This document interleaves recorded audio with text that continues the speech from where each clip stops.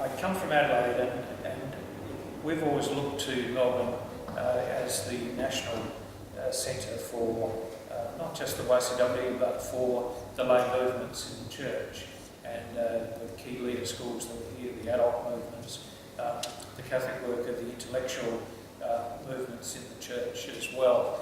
So much of this arose around Melbourne. Melbourne is where the Federal Parliament sat for its early years, from 1902 to the 1930s. It's where the headquarters of the banks and the unions and all the big decisions were made in the city. And I think that was also true of the church, and probably still is true of the church. So we've always looked to Melbourne as an important focal point and a place for inspiration, leadership and support and sustenance. And that was certainly true in the YCW was on the national executive. And I remember John Alexander, Fred, that was my proxy on the national executive, and John died a decade or so ago, but just a couple of weeks ago I spent a morning with Tony, his wife, and their children, and so those friendships just last. I was talking to Brian Lawrence. Those of you might know of Brian, who was the national president of the YCS, and when I went to Townsville and Rockhampton Diocese to work, Gary McDonald, who was the national secretary of the YCW, and Brian and I travelled in my Volkswagen from Melbourne to Townsville. It was a small Beetle. There were 10 boys on the executive of the YCW in Adelaide, the boys executive, and they put in $1 a week and bought me this car. So that's how I got the car. They paid it off for me, and I drove to Townsville twice. It used to take me a week to go from Adelaide to Townsville, and I had a family at each place where I could stay to survive. But Brian sent me a little article about Cardijn. I thought I'd begin today because we're here because of the influence of Cardijn. And this was written on his anniversary date, which was July the 24th of this year. And it's in a magazine, an article in a magazine called Crude. And it's well regarded, and this is a very influential magazine. And it said, fans of Vatican-themed intrigue undoubtedly would say that the Belgian cardinal with the greatest direct influence on Pope Francis has to be Godfrey Panneels of Brussels, a member of the so-called St. Gallen group of left-leaning princes of the church, who reportedly tried to block the election of Benedict in 2005, and remnants of which later allegedly helped propel Francis to the papacy. More sober observers, however, probably would insist that the real answer actually is Belgian Cardinal Joseph Leo Cardijn, the famed pioneer of the C.J. Jack method in applying Catholic social teaching. The 51st anniversary of death falls today. The bond between Francis and Cardijn runs in part through Alberto Hurtado, a revered Chilean Jesuit deeply familiar to the future Pope. Since then, Father Jorge Mario Bergoglio spent a year in 1960 living in the same house of studies outside Santiago, where Hurtado lived and worked for much of his career. Looking back over Catholic history over the last 135 years since Cardijn's birth in 1882, it's easy to connect the dots between his legacy and the agenda of history's first Argentine Pope. Cardijn was born into a working class family. We all know this so well, don't we? But I'll just recite it. His parents initially were superintendents for a block of apartments, and then his father became a low-level coal merchant while his mother worked at a cafe. Later he'd recall seeing workers file into local factories with their children as young as 7 or 8, working 12 to 14-hour shifts with no rest breaks for a penny a day, with the children often locked in small rooms or tied to workstations so they couldn't wander around the factory floor. The young Cardijn decided he wanted to be a priest, and he happily entered the minor seminary in 1897. When he came home on vacation for the first time, however, he was stunned to find that his former friends gave him a distinctly frosty reception, believing that by joining the church, Cardijn had sided against them. In 1903, when his father died, Cardijn vowed to spend his life serving the working class. By 1925, what would become his Young Christian Workers movement was off to a strong yet controversial enough start that he secured an audience with Pope Pius XI, who wrapped it in a warm embrace. Here at least is someone who comes to speak to me about the masses. The greatest scandal of the 19th century was the loss of the workers to the church. The church needs the workers and the workers need the church, the Pope said. Not only do we bless your movement, we make it our own. Pius added, to be sure no one missed the point. Two cornerstones of Cardijn's vision, which would be picked up in Latin America, both through the base communities, those ecclesial communities movement, and in the teaching of the Episcopal Conference of Latin America, that's the equivalent of the Bishops' Conference in Australia, seem to resonate especially well with Francis.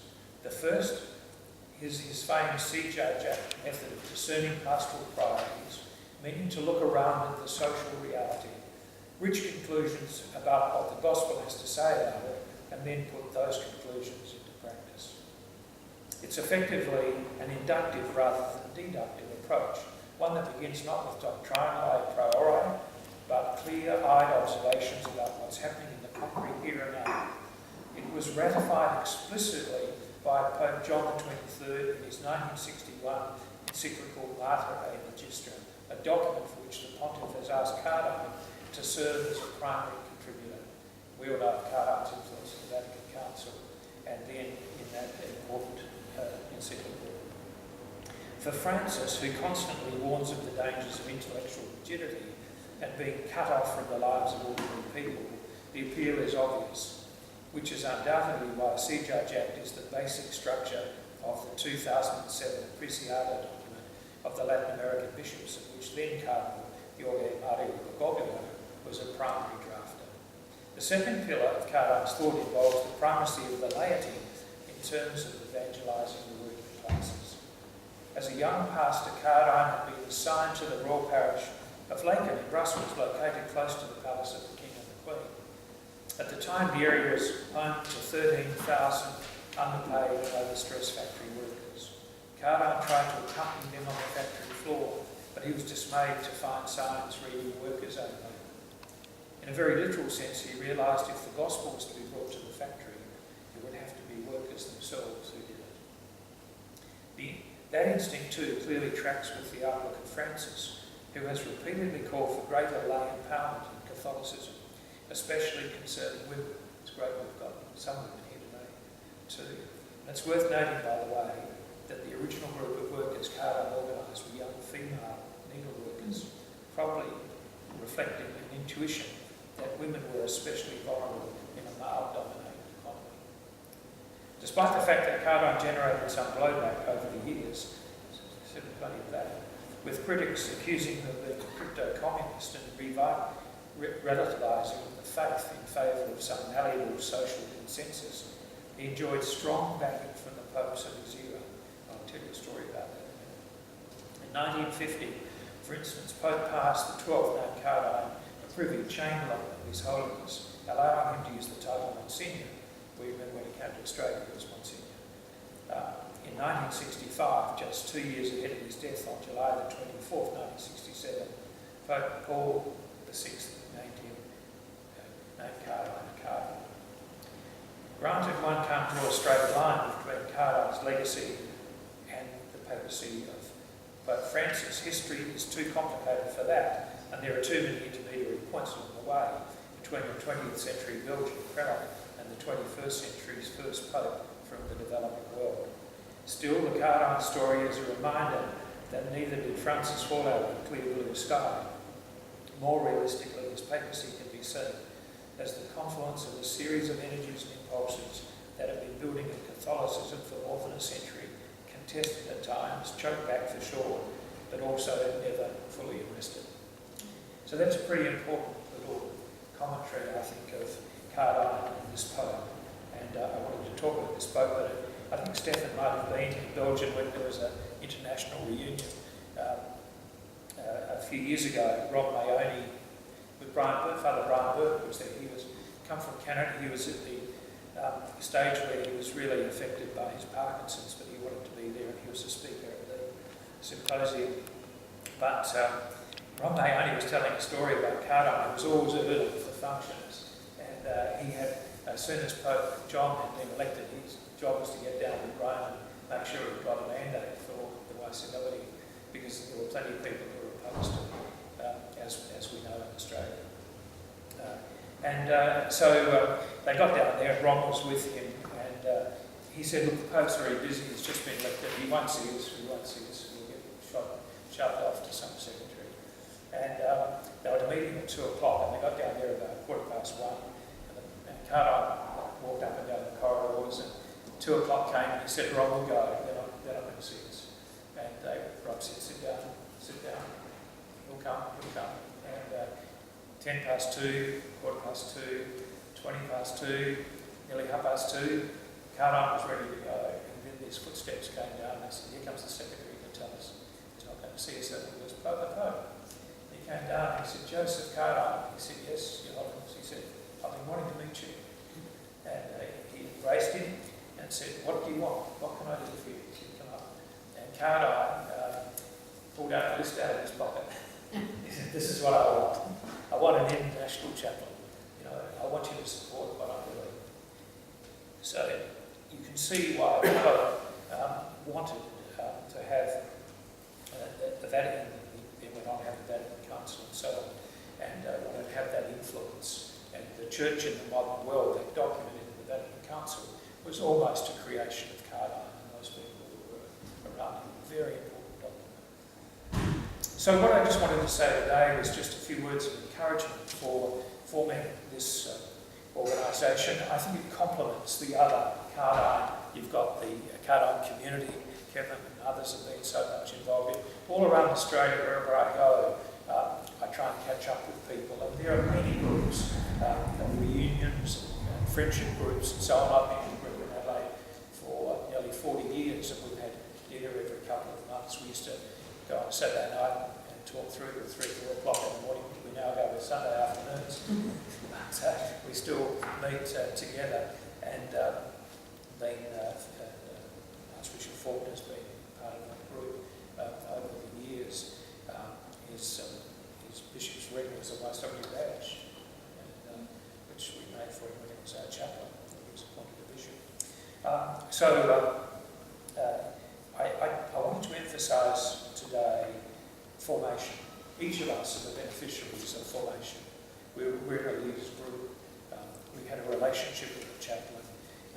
We went through a process that made us people with an exposition of the talents that we never really knew we had. And it brought out something that's very special in each one of us. And we learned to work with others. You do something yourself, you do it with others, and then you help them to do it in that same way. And there's so much of what we learned that has stayed with us through our lives, and that's why we're here today. That's why we do the things that we've done in our lives. I just wanted to talk for a couple of minutes, the C-section, if you like, the reality of the world that we live in today. And we live in a pretty terrible place, we've got to say.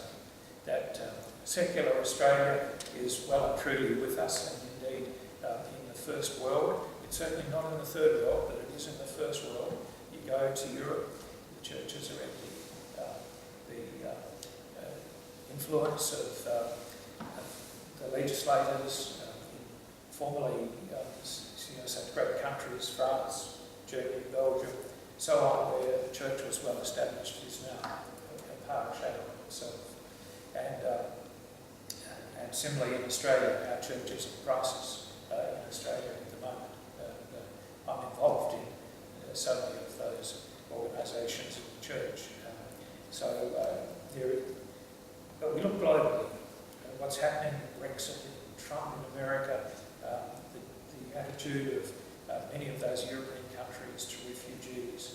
We're looking at the internalisation, going back into the church. Brexit is saying, no, we can do it ourselves. Trump saying, we'll make America great again. We've seen some of that in Australia as well. And just this last week, this horrific speech given, just really feeling there was authority to talk in such a gracious way in our federal parliament. Fortunately, the parties came together to condemn that. But that is a political agenda, and it's to mop up that 10, 15, 20% of the vote, depending on the electorate, but mostly the rural electorates, that frightens often poor, forgotten people in our community who are then afraid that the influence of Muslims coming into Australia, grants for Indigenous communities are all hurting their own families, and others are getting advantages that their children haven't had and they haven't had. Just downward envy and so on is exploited in this, and racism is one way to do it, and particularly in an anti-religious context as well, in that case anti-Islam. And Keep going. So, but if you look at our world today in Australia, one of the great achievements of the YCW was to help support young workers who were being hurt in the workplace. Poor wages, poor training, there was abuse of young people in the workplace, and so on. And we, through apprenticeship schemes, through regulation, through better acts of Parliament, we were able to protect young workers in many ways. And some of that is still going on. But the YCW today is doing great work with the art workers, with young people who are not represented, not advocated. And I must say that the union movement itself has become smaller and smaller. And the union movement, in a way, is limited in many ways to the public sector, ambulances, nurses, teachers, fire personnel, and so on, and to the building trades and some other trades, but it's a fraction of the workforce.